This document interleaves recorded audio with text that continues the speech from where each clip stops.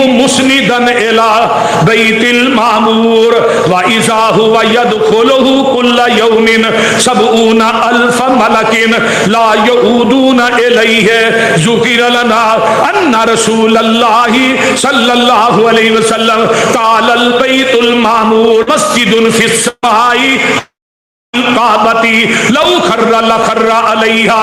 جگہ دے پیر فرماندے نے بیت المعمور دے اندر 70,000 فرشتہ روزانہ داخل ہوندا ہے، اللہ دی عبادت کردا ہے، تے جیڑا دفعہ داخل ہو جائے گا او دی قیامت تک دوبارہ واری آونی نہیں.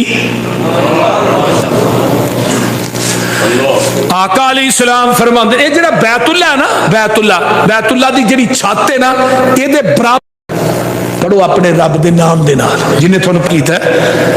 فرمایا مانا بیکاری. جبریل نے لے کے نبی علیہ السلام نو دبایا اپنے دواں بازو وچ. تو نبی علیہ السلام نو جبریل دی دہشت دی وجہ تو بخار ہو گیا. جدو پھر گھر گئے تے اماں جی ختیجہ نو نے زملونی دسے رونی میرے تے کمبل دیو مینوں بڑا بخار ہو رہا، کمنی کپ کپی تاری. تے اما ختیجہ میں تیری بصیرت تو بصیرت تو بھی قربان جاؤں. اپنے چاچا ورقہ بن نوفل دے کول لے گئی.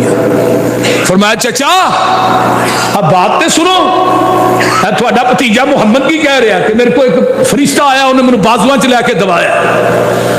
تے ورقہ بن نوفل نے کیا ختیجہ تینوں مبارک ہوئے، یہ صرف تیرا تاجدار نہیں ہے، پوری کائنات کا تاجدار بن گیا ہے.